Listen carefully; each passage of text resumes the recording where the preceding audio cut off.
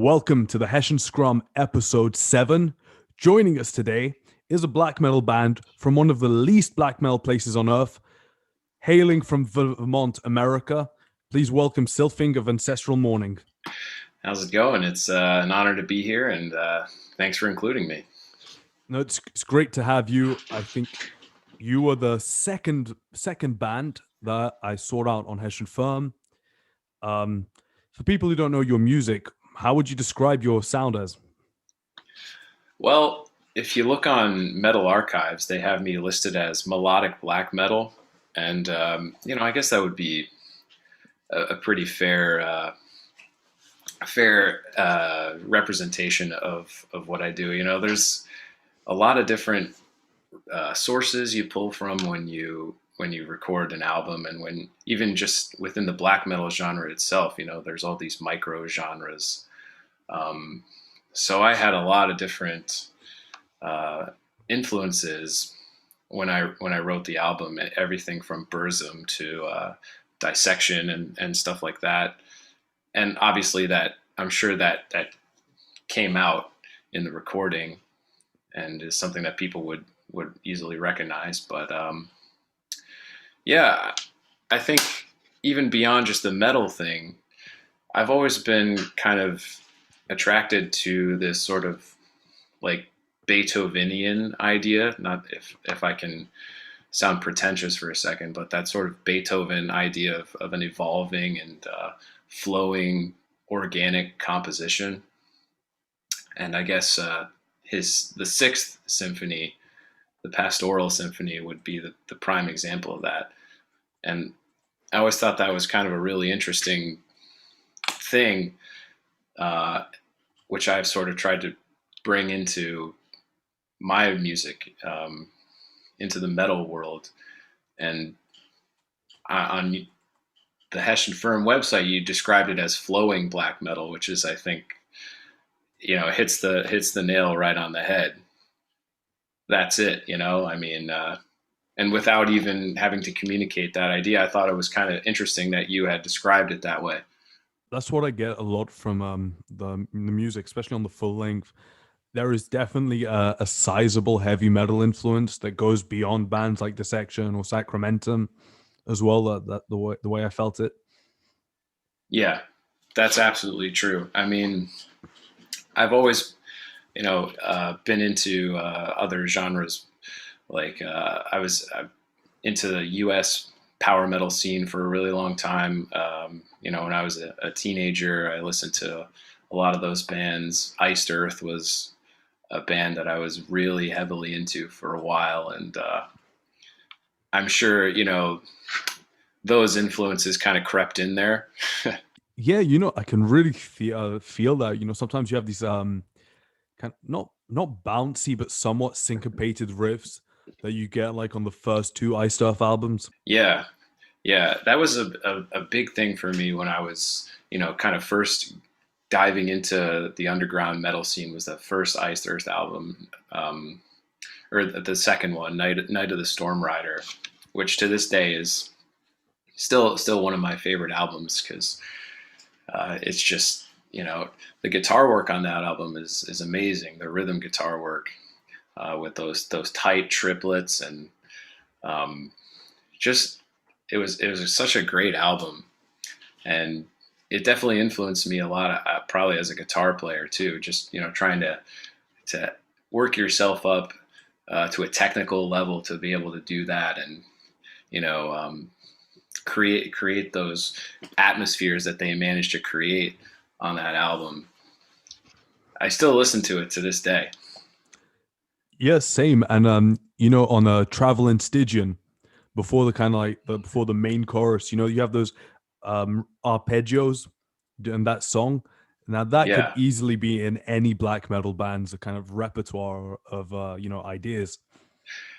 yeah, for sure. It's kind of interesting, the crossover between um, power metal and black metal, and sort of the way the two can kind of come together and find common ground. And I didn't. It's not like I consciously set out to do that with my project, but I guess, you, like I said, you have all these sort of unconscious influences when you're writing, and they just come out, and it's who you are, right? It's a reflection on who you are as an artist, and who you've taken influence from, even unconsciously, throughout your time. Yeah.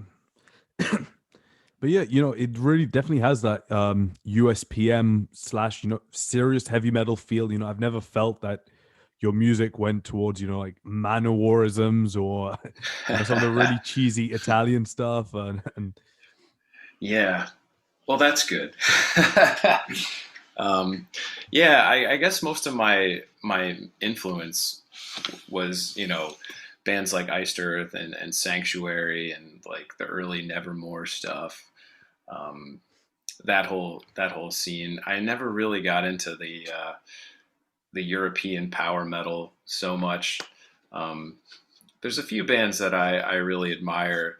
Um, Pagan's Mind being one of them. They're more of a current band, but for a while, my friends and I, uh, a couple of my close friends and I, would listen to Pagan's Mind a lot, and just be enamored by the guitar work. And that's kind of what drove me a lot too.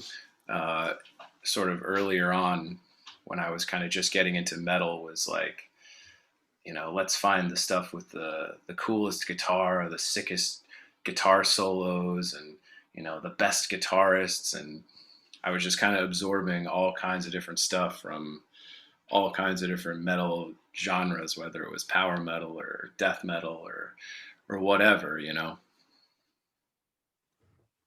so what drew you into black metal, concerning that a lot of your influences were like, what I've seen is being referred to as blue collar power, USPM. I don't hear Queensryche, I don't hear Fate's Warning in your music, but I definitely Yeah, hear the more rugged bands. yeah. Well, I guess you'd kind of have to go back to, you know kind of just take a look at my journey as a whole, which started with, first kind of punk music in when I was, early in high school, which gradually evolved towards listening to metal.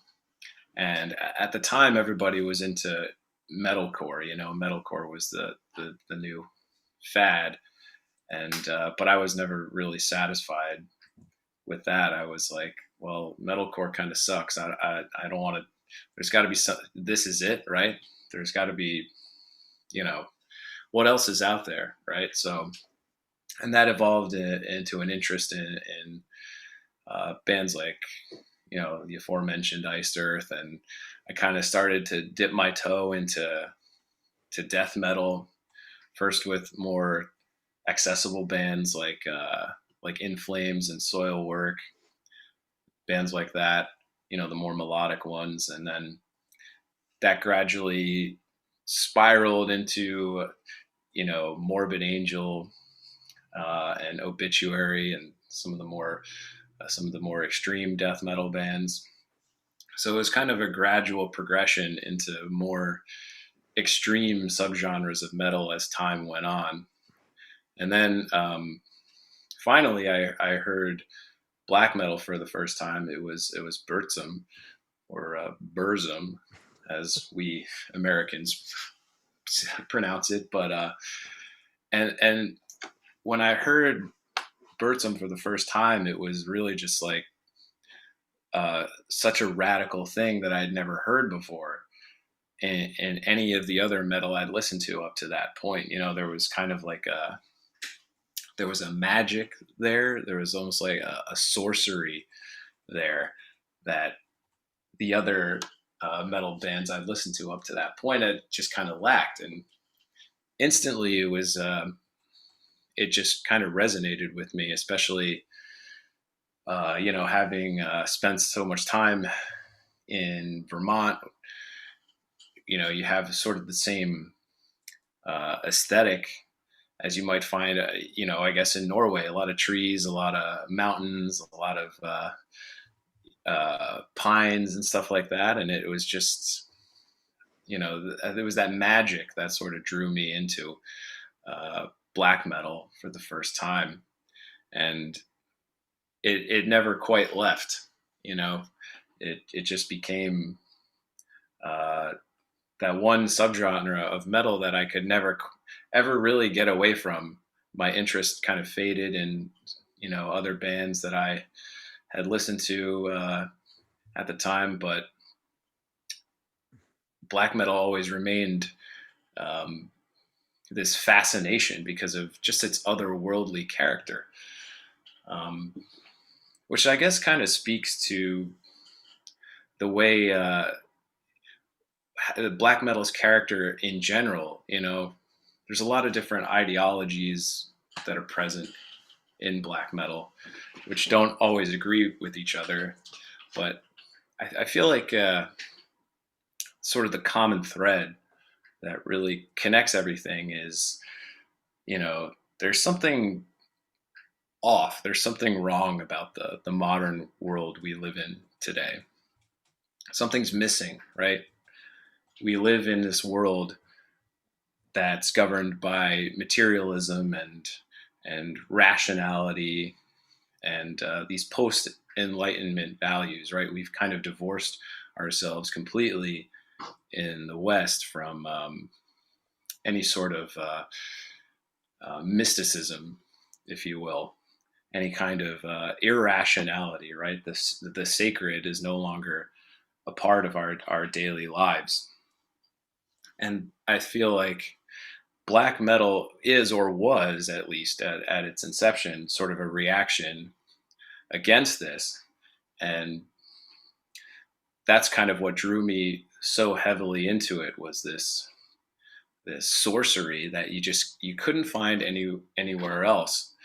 And to this day, it keeps me coming back to it, coming back to that first Birdsum album that will probably be the single greatest influence on me in my entire metal career. I mean, it's a very, very varied album. You have some not ridiculous songs, but some songs that kind of unintentionally hilarious despite being good, like War. The intro, which is absolutely hilarious, which I love. But Yeah, then I see what you mean. My Journey to the Stars. You can really feel that kind of.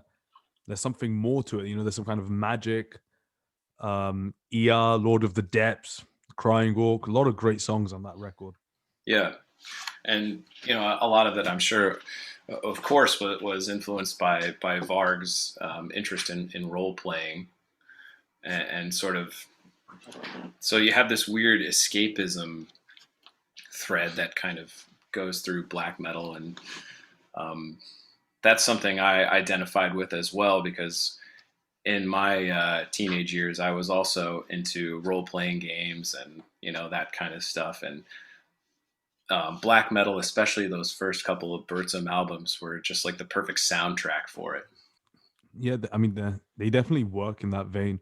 I never personally got into role playing games.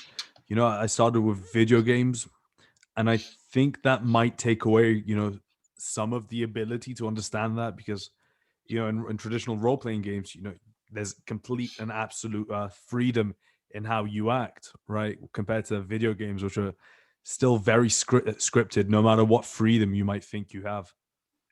Right, you're kind of set along a certain path and you know uh, told to go. Whereas role playing, it's more of a free form. You create your character, and you almost sort of put some of yourself into this character, and it's more about the immersion um, aspect of it, which again kind of recalls the entire point of black metal, which is that sort of immersive aspect. And you know the as far as Birdsum goes, it was really the Until the Light Takes Us album, which really got me hooked on black metal. The very first song, when those drums kick in, is probably one of my favorite moments in metal, just in general.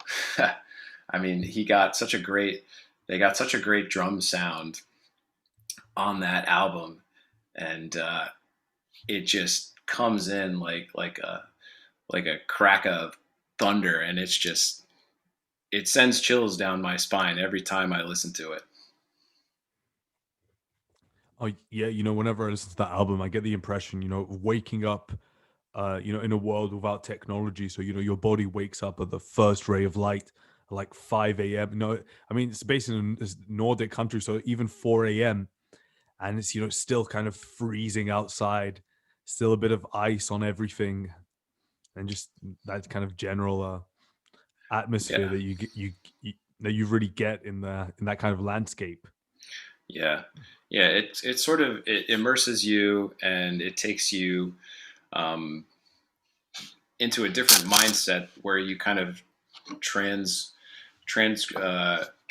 beyond the mundane. And I think that's what drew me to it so much.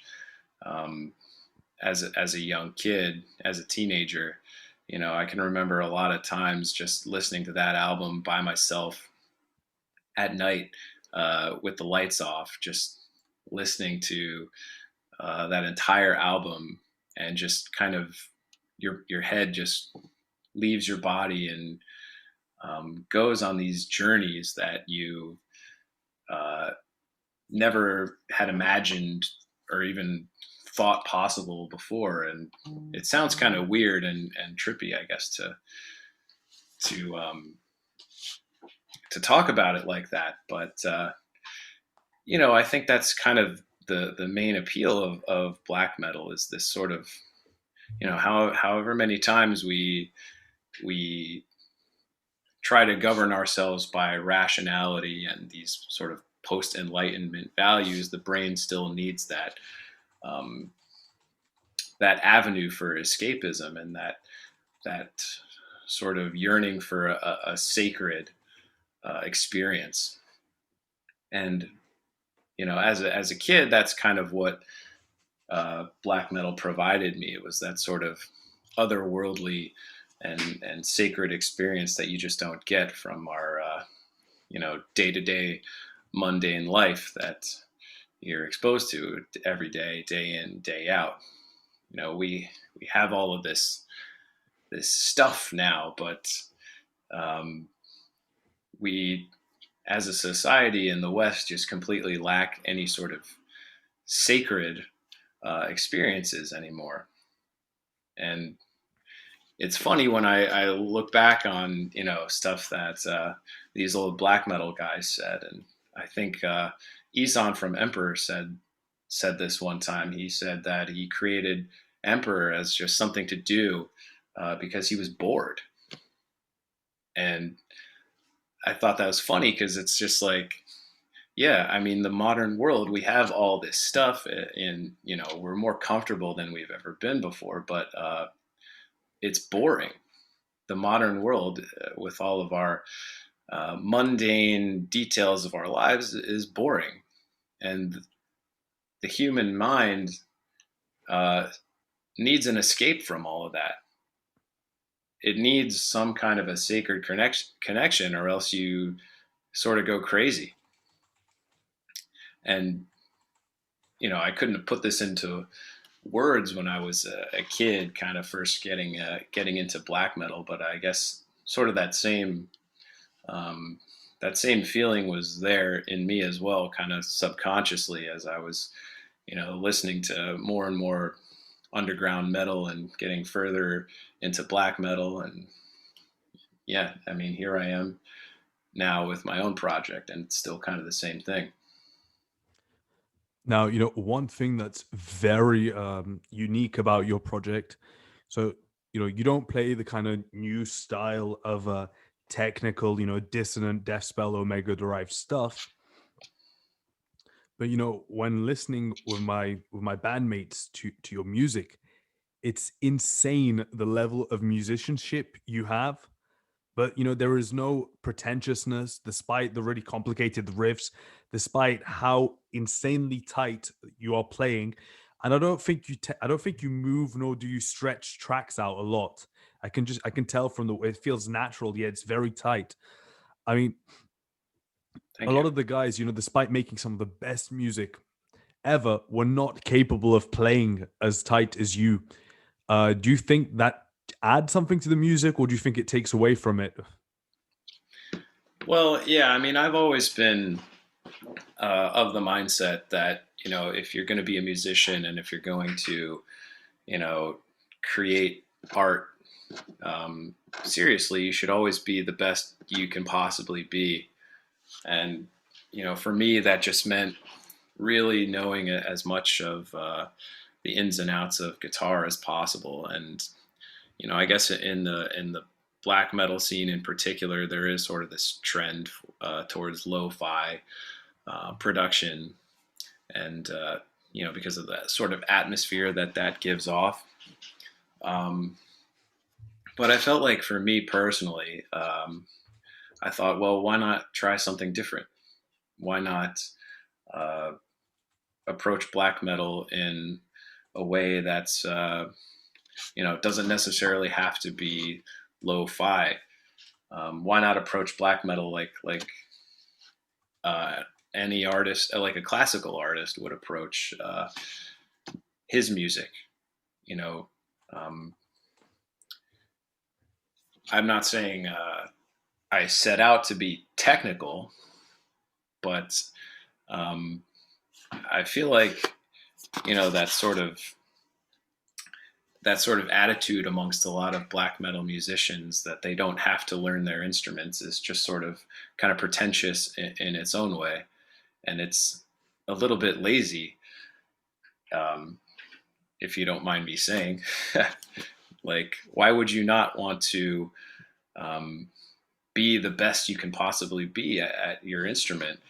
Um, if you're going to put art out there for people to consume, you should be putting your best foot forward. That's always been my philosophy. And um, yeah, I just I was into for a while. Like I said, part of my early musical journey was getting into guitar virtuoso stuff, and just trying to be uh, the next Eddie Van Halen or something like that, uh, which was a silly thing at the time. But I through those processes tried to continuously push my playing and my technical skill to the next level. And I think a lot of musicians in metal kind of have this weird attitude towards music theory, that it's it's going to somehow take away from your um, compositional, take away from the organic nature of your compositions.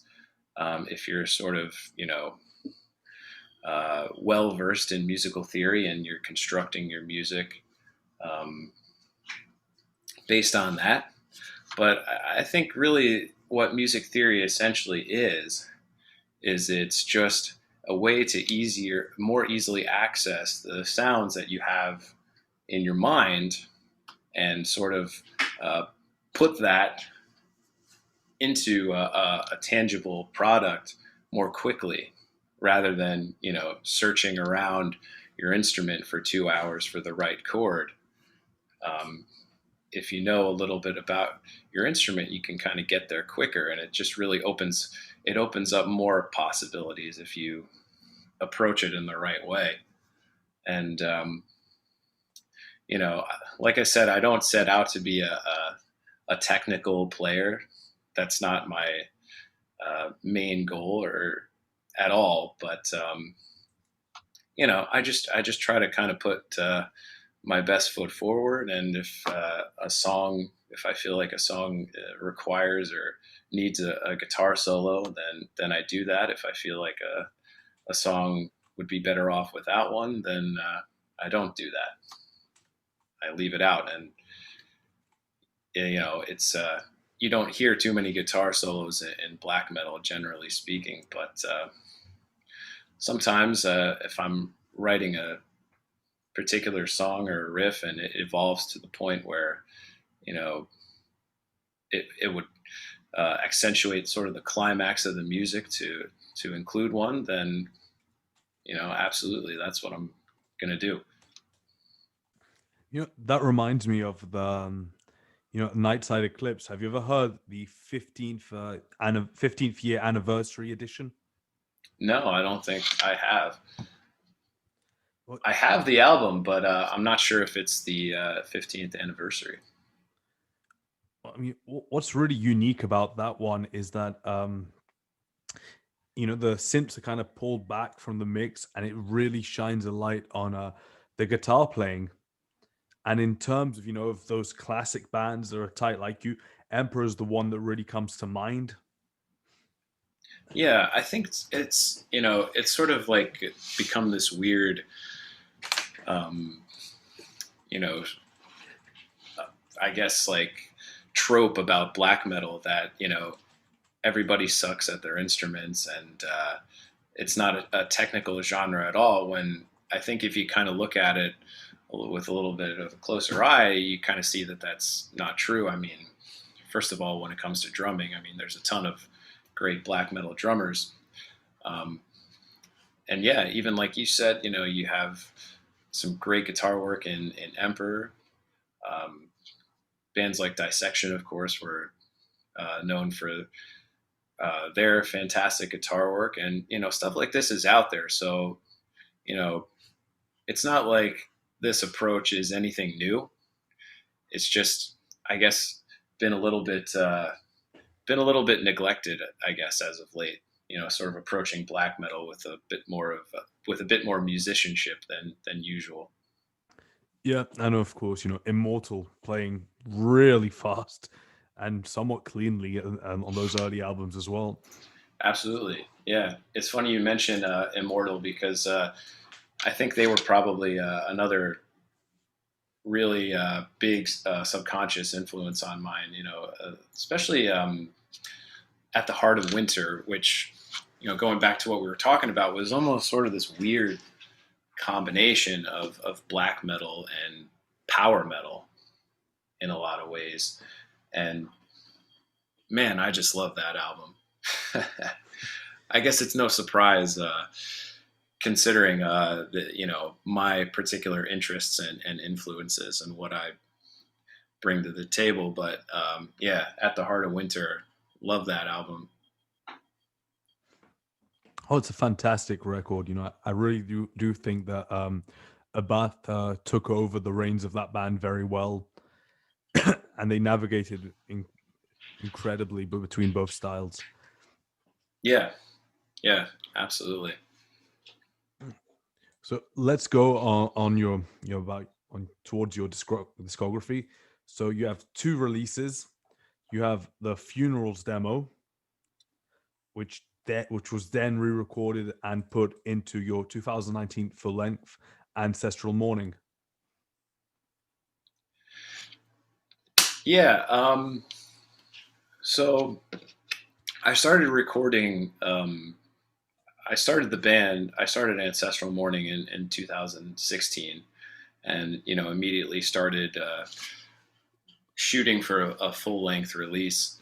And the first couple of songs I had recorded were sort of the more ambient tracks on the album, and it was kind of my first attempt at doing a completely solo release, just totally by myself, recording by myself and playing all the instruments. So it was kind of a learning process for me, just to I'd been in recording situations before, and I'd been in studios, but there's always a guy there turning the knobs for you. So my job was just to show up and play.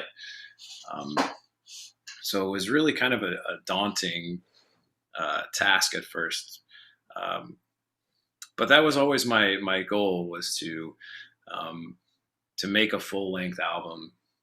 And the demo was kind of just sort of supposed to be, I guess, like a little teaser, um, in anticipation for a full length release. Yeah. So you did that all with a sound card at home, a guitar, a bass, programmed drums, and a mic. Yeah, yeah, it was a very simple, very modest setup. It was just me and a computer and my audio interface and my instruments, and some spare time really, and that was it. Um, and it was really quite a sharp contrast from all the other recording situations I had been in up to that point, which was usually with a band where you go into a studio, you spend $1 million trying to get the sound you want, and using all the equipment there, and then the mixing and the mastering process is always stressful because you want the best product that you can deliver, but at the same time you're looking at the clock because you're getting you're paying these studios hourly, and your budget is uh, is not always that big as mine never was. And uh, what I did this time though was really such a welcome break from that.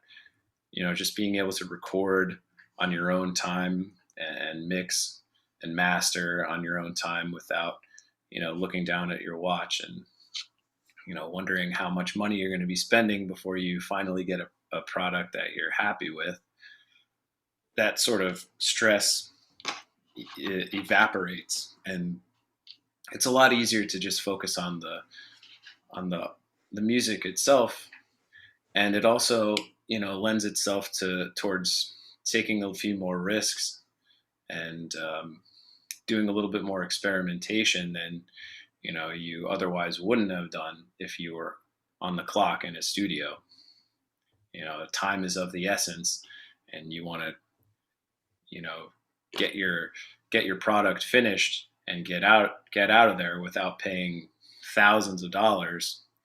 And I think it's really nice that technology has come such a long way, and is at this point now where you can achieve a professional sounding product with very modest setup in your own house. And ultimately, I think it serves the art well by being able to just you know take your time with something and experiment when it's needed, and give your music the attention it deserves.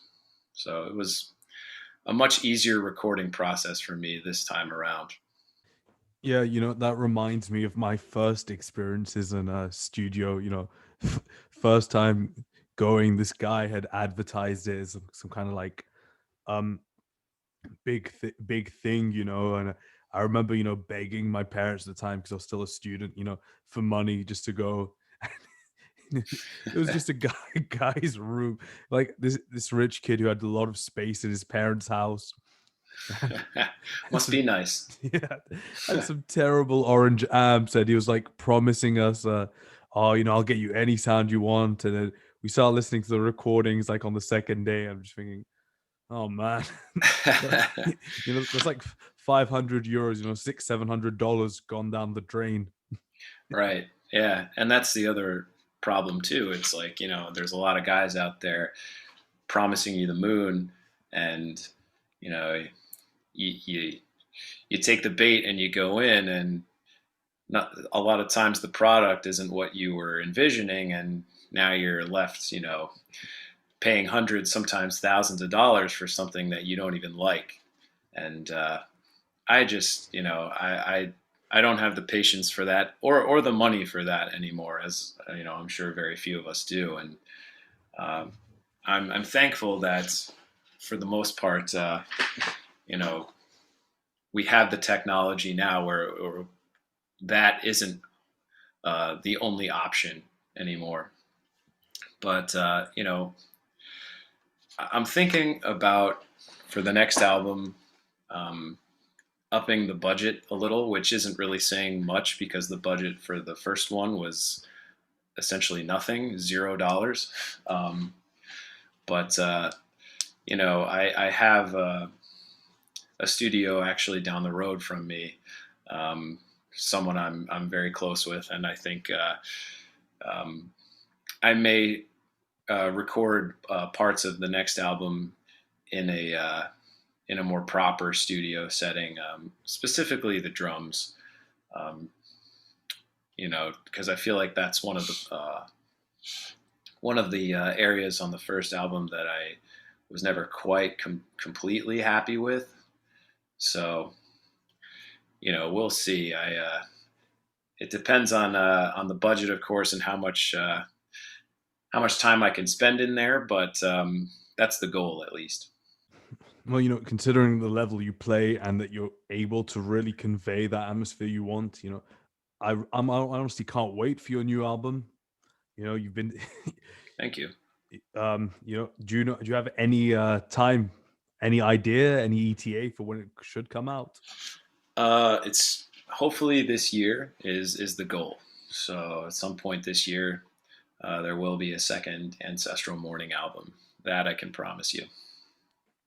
That's great, and that'll probably be coming out on Hessian Firm if all goes well. Absolutely. Yep. Absolutely. Absolutely, it will.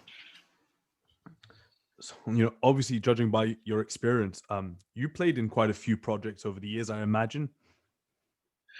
Yeah.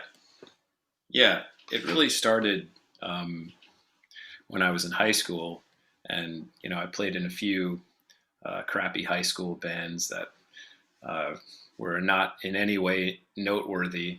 Um, you know, it was mostly kind of just a mix of punk and metal stuff we did.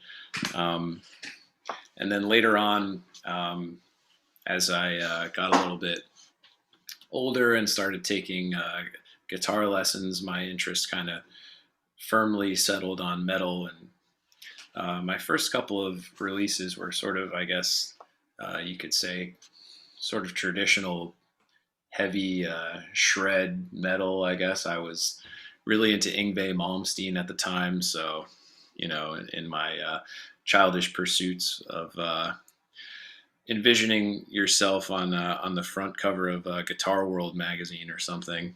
But uh, and then from there I kind of joined a few local metal bands. I'm actually from New Jersey, so I joined a few bands and had projects going on in the area. Um, Anything from kind of power metal to progressive metal. Uh, I was in a power metal band for a little while. We released a demo before splitting up, and I was part of a progressive kind of metal band, um, also in New Jersey, and I did that for about a year, and we recorded uh, an album before going our separate ways. Um, but it was really tough to kind of find similar people who were interested in the same type of music as I was, because when I was in high school, everybody wanted to play metalcore, and I didn't want to play metalcore. I was you know into other subgenres of metal, but that's all anybody wanted to play. So for the longest time, um, I never had a band, and I never did anything with anybody. Um, and it was kind of just music for me was just kind of a solo pursuit, really, and it still is at this point. Um, it's just one of the unfortunate realities of our situation that there's no scene here. There really is no black metal or death metal scene um, where I'm from, and even today now it's like we've moved on from metalcore into these other uh, sort of associated subgenres like deathcore, and that's all anybody wants to play these days, and I'm just not into that. So it's I'm once again just going on my merry way by myself. I completely understand that. I grew up in London, in England, right? So, you'd think that'd be kind of the biggest place for metal. Yeah. Well, there are a lot of bands, but everyone was either playing metalcore, deathcore, or just oh, let's start a thrash band, let's take some riffs from this band, that band. There was it's not like when you read these magazines of all these old bands, no matter the style, there's like, oh, we wanted to find a new vehicle for our expression. I like this band, this guy like that band, let's mix it up. And today it feels impossible, despite how many people listen to metal, how many bands there are, how mainstream it is, how easy it is to record. You know, uh, Also, I've noticed. I'm not sure if you've noticed this, but those kind of like low price guitars. Anything that's less than $200. I remember as a kid they were awful, but now they're really good. They feel like $500 guitars from 10 years ago. And despite all this, it's harder than ever to have a band, I feel. Yeah, it's almost like metal itself has become such a divergent genre with so many different um, subgenres that almost, you know, that have very little to do with each other, and it really is difficult to find people that think like you and have the same artistic vision as you. Um, and that was one of my main problems as well. When you're in a band with a bunch of other guys who have their own influences and want to bring their own influences to the table. And for me, I guess I've just gotten a little bit selfish, where I don't want to be involved in somebody else's project, somebody else's vision. I want my own vision, and that's what really the only thing I'm interested in. For a while I was in a this prog band, this prog metal band that I essentially had no control over. Um, and they were great guys. They were fun guys, but it wasn't my band. And I essentially kind of just felt like a mercenary guitarist, almost. My job was just to show up and play riffs that the other guy wrote, and you know, and have basically no artistic input at all. And then once you're no longer useful, and that guy feels like, well, maybe we don't need a second guitarist. Maybe I can just handle everything myself. Well, now all of this band, this project that you've poured so much of your time and your energy into is just you know swept away from you, just like that, and you're left with nothing. And I just after that experience, I got so sick of that I decided, I'm never going to do that again. I'm never going to join somebody else's band, or be part of somebody else's project uh, where I have no artistic input at all, right? I said, you know, I've done that so many times, and every single time it's ended badly for me. So I was like, it's time to. I want to do what I want to do, and if that means that I have to do it by myself, then I'll just do it by myself. That's how it has to be. Well, win or lose, it's all on your shoulders. There's no one else to blame, no matter what happens with ancestral mourning. Yeah, and it certainly kind of adds a little bit of pressure, I guess, if you want to think of it that way. But it's also been sort of a liberating feeling for me.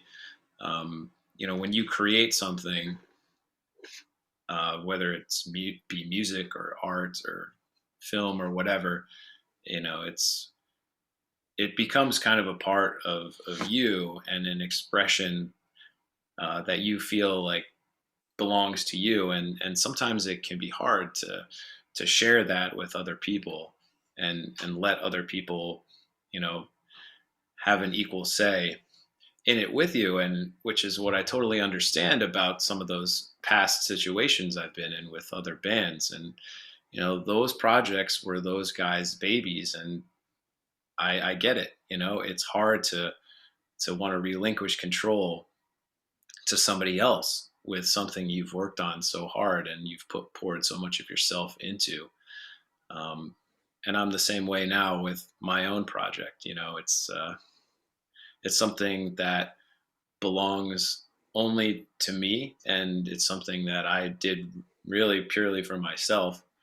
And it's been uh, a liberating feeling for me compared to all these other past situations. Yeah, I completely understand that. There is a kind of frustration in bands now. Like you said, because everyone wants to play their own little micro genre, and there's none of that cross pollination. It's not like the late '80s where you didn't know if it was black, thrash, or death. Yeah, and I feel like almost we're kind of approaching that that sort of convergence again in metal, um, where maybe you want to call it almost like another revival of the genre, but for so long everything has been so divided in terms of subgenres, and you know well, we're going to label ourselves with this label or that label. But I'm starting to see a few more bands kind of getting away from that and combining subgenres again in interesting ways. And hopefully it leads to sort of a little mini renaissance in metal. If we can see you know certain bands kind of progress beyond these subgenre labels that we've created for ourselves over the years, and start to you know create something a little bit newer out of these existing genres. You mentioned that you were a fan of Nevermore earlier. Nevermore have always struck me as one of those bands. There's a lot of power metal. That on some of the albums, there's some really kind of like chuggy metalcore kind of things. Then they have the death metal influence, and there's the whole shred stuff. Yeah, for me it was like what mainly drew me to them was the guitar playing. um, because I've always been kind of a guitar geek, and I always thought Jeff Loomis's playing was super tight and really cool. And even before that, with when I actually started getting deeper into underground metal and started looking into Sanctuary, and the guitar playing in all those old U.S. power metal bands uh, really pushed me into wanting to be able to play like that. I want to play like I want to play those tight rhythms. I want to be able to play solos like that guy. And it it never, even though I don't play power metal, it's just kind of was one of those weird things that sort of rubbed off on me, and kind of crept its way into Ancestral Mourning a little bit. So Ancestral Mourning 2 will feature, ear-shattering world-dane falsettos, like Battle Angels from the first album. That's right. Yep. It'll go full. Maybe it'll go full Manowar. We'll just. You never know. We'll see what happens. Maybe Ancestral Mourning will just become a power metal band. I mean, there have been crazier twists and turns in metal, so I wouldn't be Yeah, surprised. that's true. I guess it wouldn't be the first. I mean, I've certainly been death metal bands that became power metal bands in the past, right? Oh yeah, and I got to see a Linkin Park clone that was once a great death metal band, Amorphis. Oh yeah. How are they these days? Have they successfully revived Chester Bennington's spirit in their music? Yeah, I'm really surprised. You've got the kind of like really clean detuned arpeggios, like the kind of like the two note ones, where the guy's kind of almost rap singing on top of them. And then That's great. out of nowhere, you still get like, oh wait, this reminds me for 5 seconds what Finnish death metal was, but then then it goes back. Like it's an eye that opening experience. that sounds great. Sign me up. I'm I'm all about that. I mean, yeah, it's funny. I mean, I've Amorphous was one of those bands that I never really dove into too much, and I honestly had no idea that they were doing that kind of stuff now. Yeah, I mean, the worst I ever found. I can't remember if anyone listening to this can find out about this band, because there was this like really slow, serious doom death band that became a pop punk band, and that had lyrics like "sexy beast" and all that.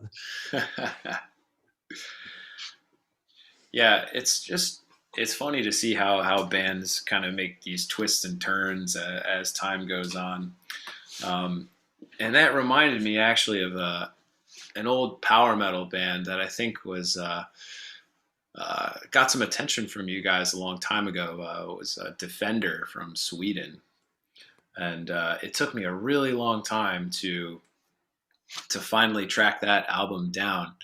But they used to be a death metal band, and they became a power metal band, and I finally got my hands on the album, and it's a great album, and I still, despite being so heavily involved in black metal, I fancy myself something of a collector of obscure power metal albums. Yeah, they came over the high pass is a fantastic record. I remember Yeah, going absolutely that's crazy it. for it. Yep, yep, really cool album. And that was always the stuff I was into, and whenever you find stuff like that, that sort of reminds you of your early childhood and your early influences. It's always sure to be a hit. I mean, they say your musical taste never quite evolves past the age of 14, and I definitely think there's some truth to that statement. Well, I am actually completely fucked right now because I was jamming a lot of Limp Bizkit at 14. Oh man, you weren't the only one. I mean, I didn't go back really far in my little history of myself, but yeah, I can definitely remember some middle school moments where I thought bands like Korn and Limp Bizkit and Slipknot were just the best metal bands in the universe, and nothing could touch them. And man, significant other Limp Bizkit. If you caught sixth grade me, in a time machine and brought him here, he would probably tell you that's the best album ever. Yeah, I was saying that. I think was it the Follow the Leader by Korn. Yeah, yeah. The new metal of the '90s. Yeah, that's a time I think we're all still trying to forget. But honestly, I mean, I guess maybe this will damage my credibility here a little bit, but I think if you go back and kind of pull some of the guitar playing out of those early Limp Bizkit albums, especially some of the sort of clean stuff that Wes Borland did, it's actually kind of cool. Yeah, definitely. But then, Fred Durst had to use his kind of like annoying, whiny rap style, or the angry tough guy vocals he did at times. Yeah, yeah. It's cool when you're 12, but not so much anymore these days. You might want to turn it down a little bit if if you're jamming to that in your car and you got a girl you fancy, you might want to turn those tracks down a little bit. Yeah, I'm still struggling to believe that I was listening to Morbid Angel and Limp Bizkit at the same time. It is a bizarre thing. I think that was probably the same case for me for a while. When you're a kid, you got all these different influences, all around you, and you can't make sense of it. And I was probably listening to Altars of Madness at the same time as like NoFX, or like at the same time as like Clayman from In Flames, and I just had all these different um, interests and um, you know all these kind of variations and stuff that I liked. But to me, it was all metal, right? Yeah. Because you know, and I didn't know any better, and that was just like that was what I was into. It's like it's metal. This is cool. You know what I really want to hear more than anything on earth? What was that? I know for a fact that Korn recorded a cover of Morbid Angel's God of Emptiness, and that Really? I would pay a lot of money to hear. Wow. And has this been released? No, it's never been released. They had the covers album with stuff like Metallica's One and all that, and they God of Emptiness was supposed to be on it, but they removed it. And I've been trying to Wow. find a leak or anything. Yeah, I would be interested in finding that too. You should see if maybe they'd be interested in Hessian Firm releasing it. They'd probably ask me for $2 million. Yeah. It's like, all right, well, you know what? That's I can. okay. We can make 4 million by selling it. I mean, I don't even think anyone would buy it. I'd be like, you know what? The best I can do is I can give you a gift card for McDonald's or something. For one meal, as long as you order at least one large drink. But Yeah, you might want to talk to them about that. They might go for that. I mean, what's Corn doing these days? well, I'm not sure if you've seen, but new metal is topping the online what do you call it? Stuff like Spotify and all that in many countries. I know Really? yeah, new metal is the most listened to genre in France. Really? No kidding. Wow. And here I thought, here I was just, trashing anybody that listens to new metal beyond seventh grade. But I guess what do I know? Wow. Yeah, I mean it's gone back in fashion. A lot of these kind of mainstream magazines are saying, oh, let's not pretend that we're embarrassed. We loved it. We love it now. Because it's the whole hardcore band, stuff like I can I can't really name a few. I've heard a few like clicking randomly on YouTube, but it all sounded like new metal, the kind of tough guy metalcore, hardcore. The stuff that didn't have the clean vocals. Yeah. So it made sense for them to go back to the origins. But Yeah. I guess it kind of does. I mean, does that mean that metalcore is going to have a revival too, or what? I remember hearing like I think 2019 release by Bleeding Through. That's it. And Mm. they let go of the kind of good cop bad cop kind of style of music, and it just sounded like uninspired. The really genty stuff now with 7-string guitars. Good cop, bad cop. Yeah, I think that's a great way to describe it. It's like I think that was the reason why I always kind of even when I was popular, I was just like, what's going on here? Like, you have the heavy riff, and then you have the really melodic, clean sort of emo part, and it's just like alternating between the two, you know, the whole entire time, and it's just like, you know, just pick one. I mean, what surprises me the most is those guys took from a lot of those Swedish melodic death metal bands, who took a lot from the early Swedish black metal stuff like Dissection Yeah, and yeah. Sacramentum, and just that evolution boggles my mind. Yeah, it's very fascinating. It's just like such a case study in like the continuous watering down of a genre and of a sort of a musical sound until you have, you know, you go from dissection and then you reach like kill switch engage or something, and it's just like at the end you're left with something that doesn't resemble the original at all.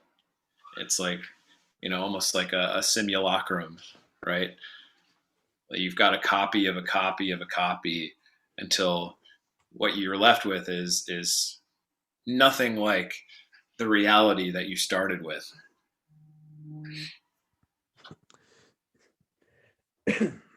Yeah, it's funny, sometimes it can lead to like some really fascinating things, because I do think a lot of the early death metal stuff did come from people trying to do hardcore, but they had no idea how to do it. Yeah. Yeah, I guess, it really sort of depends on, I mean, experimentation is how, anything, any sort of innovation happens, right? It's just, do you like it or do you not, right? It's like, is this metal or is this not?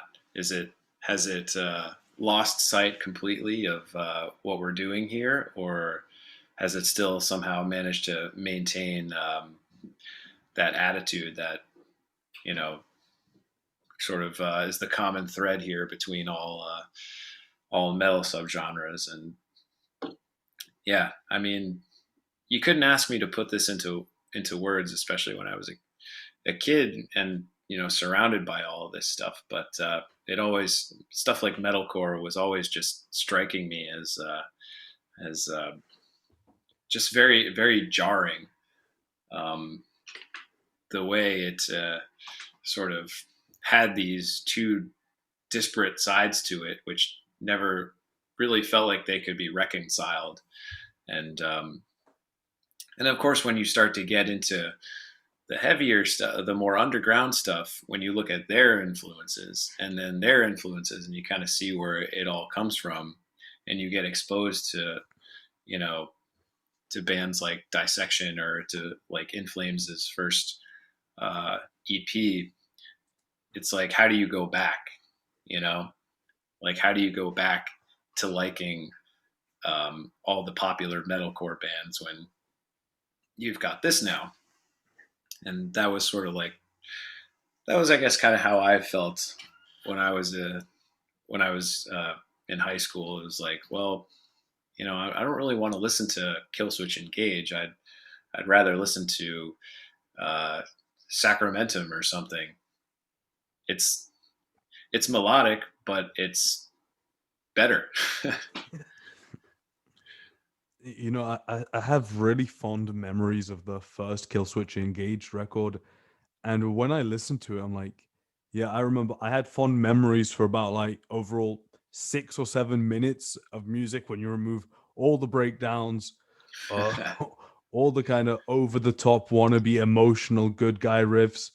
Yeah, you know, it's and I have plenty of nostalgic albums too that I would go back and listen to that would just be embarrassing for any metalhead worth his salt to mention. But since I don't really care about any of that, it's one of them for me was that one In Flames album, the one that everybody hated even back then.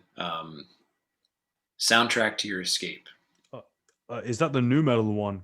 It's the one after Colony, I think, where they became even more sort of like watered down. But that album came out in, I think it was either 2003 or 2004, and I was a young impressionable teenager at the time, and um, when you're a kid and you're listening to that stuff, it's like everything means something. That's the time when your brain is most impressionable and most open to, the sort of the nostalgia bug. So ever since then, I had that album and I listened to it. And, at the time I thought it was good. And ever since then, that album always kind of had this weird, special place uh, in my collection, because when you listen to it, you think about you know all the stuff that was going on in your life at that time, all the memories associated with those songs, and you know it the nostalgia hits hard. But yeah, even going back and listening to that today, it's hard. You know, you come back without the rose tinted glasses, and you're like, man, this is actually not that good. I just feel that "Come Clarity" by them is just one song repeated. How many? 13 times. Was that the one? Was that the one later in 2008 or something? Was that their 2008 or 2009 album? It was 2006, Okay, just yeah. after Soundtrack to Your Escape, and it's Okay, yeah. yeah. I never got that one because I think finally by that point I had moved on a little bit. But yeah, I did actually take a listen to In Flames not too long ago, just kind of curious to see what they were up to these days, and so I listened to their latest album, and you know that's another thing that sort of shatters your nostalgia when you see the band and what they're doing today and how it's nothing at all like what you were listening to when you were a kid. It's like, yeah, it was a little bit depressing. I mean, they're marketing in a completely different audience. That opening for different bands, Yeah, and they've got those kind of like weird corn vocals. The ones that they're like, yeah. Yeah, it's almost not, it's really not even metal at all anymore, and I think they've kind of abandoned by this point any pretensions of being metal.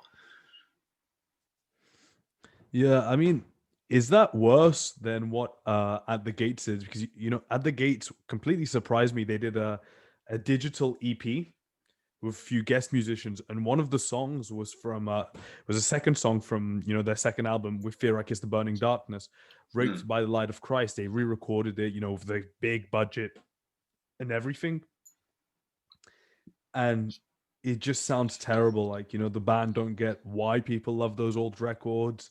They've streamlined the song, and it sounds so modern. Yeah, it's really quite remarkable to see that, to see these bands who just have no idea why people liked them so much.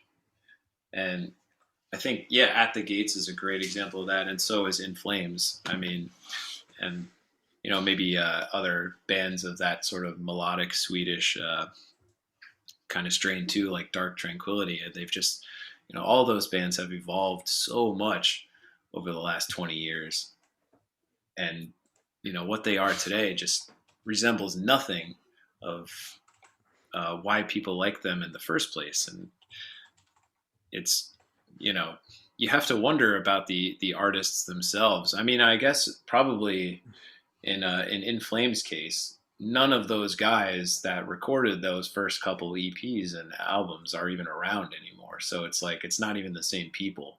Yeah, I mean, I always think that when the main people writing or contributing to the music leave, the band needs to change names. It feels kind of dishonest, riding on the coattails of previous Yeah, people. yeah, it's weird. Dark Tranquility started as Septic Broiler.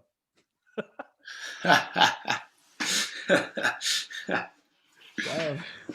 I just found this. Oh, they look like they're 15 maximum on that 1990 demo, Enfeebled Earth. Oh, this is something I definitely have to check out. What is this? What is this now? This is Dark Tranquility before they were called Dark Tranquility. Oh, okay. This is. Oh yeah, there it is. Yeah, septic broiler. Yeah. Wow. Yeah, and I'm sure if you looked at every single one of these band members here, it's probably none of them in current Dark Tranquility at all. Well, actually, no. You've got Mikhail Stan is still in there, so he seems to be the only common thread. Oh, well, yeah, Anders Frieden was there, but then he moved quickly to In Flames. Yeah, it's so weird to see these guys, who are still around with their respective bands today, and all these projects they had in the 90s and the late 80s that just have nothing at all to do with the music they're making now. And in some sense, I kind of get it, because it's like, do you want to make the same album over and over forever? and your tastes mature and your musicianship kind of evolves over time. And I think too, probably, I can't imagine, because I've never been as successful as these guys. But once you attain that sort of measure of mainstream success, it probably rubs off on you in a certain way, where you're trying, you know, now you're trying to. It comes out in your music, right? Where you're trying to make different music, really, to appeal to a sort of a wider audience. Yeah, when are we gonna get to Ancestral Mourning with auto-tuned vocals and brutal breakdowns? Yeah, probably I'm thinking the third or fourth album. Once the second album hits it big and, sells a million copies, probably Ancestral Mourning 3 will be just fully a mixture between deathcore and new metal, I think, is probably the future of metal. We'll take all the breakdowns from deathcore and combine that with sort of a Fred Durst style black metal vocal. And I think you'll be surprised at the results. I think the fans will really enjoy it, so stay tuned for Yeah, I mean, that. the section changed quite a lot from Storm of the Light Spain to what's it called? I can't remember. Rhine Chaos, and Yeah, people were still, well, people were completely furious, despite it being like a logical change. It still kept that kind of really melodic style. There was still a lot of very impressive leads. It had like yeah. harmonies all over the place, but because it was a lot bouncier and rock paced, people went mad. So, It's funny you mention that because I've actually never listened to Rhine Chaos ever, and it's almost been like a conscious decision for me to avoid it. I don't know why. It's like I like the first two Dissection albums so much. It's almost like I don't want to ruin it, but at the same time, I probably would enjoy it. So I've been meaning to like eventually kind of dip my toe in and finally listen to it. But for whatever reason, I never ever listened to that album. So you definitely should. It's the one album that no one on Hessian Firm has ever agreed on. yeah, I think I've seen a few comment sections discussing that album, and it's just funny to see the complete divergence of opinion. It's either amazing or it utterly sucks, and there's no in between. Yeah, it's anti-cosmic black metal or nothing. Yeah. All right, well, I think that wraps us up. So Scylfing will be releasing a new Ancestral Mourning album sometime later this year. Be sure to check back on the website or on any of our social media pages for more. And also, you have the Ancestral Mourning Facebook page if you want more news concerning the band. So yeah, Ancestral Mourning Slipcase CD is available from our website and Bandcamp. So if you haven't heard the band, be sure to check them out. And anything you want to add? That sounds good to me. First of all, well, I'd just like to thank you, Nick, and thank Hessian Firm for you know releasing my material and giving me this opportunity. And it's been an absolute joy working with you so far. And here's to many more years to come. Yep, here's to that. Well, thank you very much, Scylfing. Cheers. Thank you.